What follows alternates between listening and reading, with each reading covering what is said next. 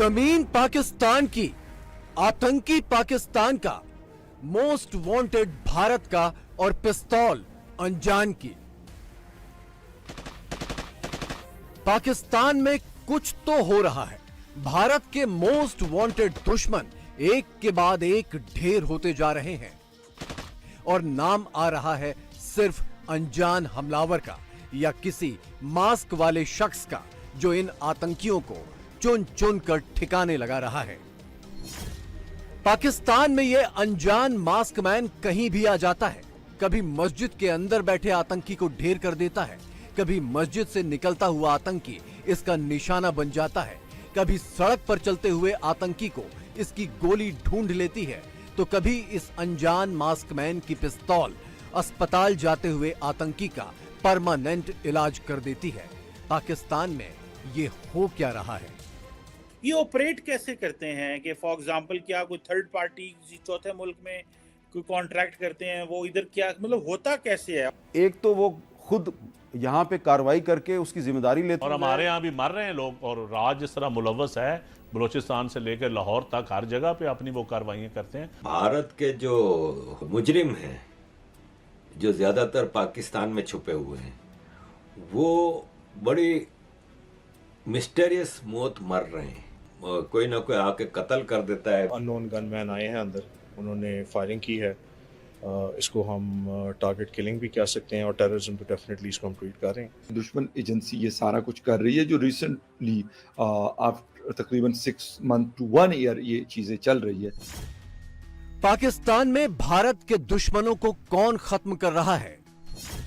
पाकिस्तान के अनजान mask man का भारत से क्या रिश्ता है? क्या पाकिस्तान में भारत का कोई खुफिया ऑपरेशन चल रहा है? यह लाश है पाकिस्तानी आतंकी मलिक दाऊद की, जो शुक्रवार सुबह अनजान मास्क मैन का ताजा शिकार बना। एक क्लिनिक के बाहर उसे अनजान लोगों ने गोलियों से उड़ा दिया। यह है मलिक दाऊद की इंटरनेट पर मौजूद इकलौती तस्वीर, और दूसरी तस्वीर उसकी लाश की है। पाकिस्तान में बेरोक टोक आराम की जिंदगी गुजार रहा मलिक दाऊद शुक्रवार सुबह एक लाश में तब्दील हो गया। मलिक दाऊद भारत के मोस्ट वांटेड आतंकी मौलाना मसूद अजहर का करीबी था।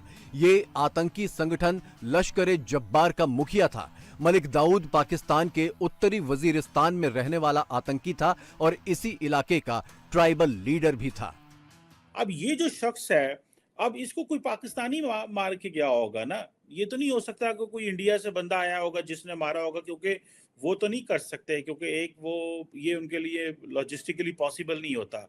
ये ऑपरेट कैसे करते हैं कि फॉर एग्जांपल क्या कोई थर्ड पार्टी किसी चौथे मुल्क में कोई कॉन्ट्रैक्ट करते हैं, वो इधर क्या मतलब होता कैसे है? और फॉर एग्जांपल जो हाफिज सईद के घर पे जो हमला हुआ था, जिसपे भी पता चला था कि पता नहीं सऊदी अरब और यूएई से लोग इन्वॉल्व हुए थे जो पाकिस्तानी थे आई थिंक, लेकिन वहां से किसी तरीके आए थे, कुछ ऐसा था।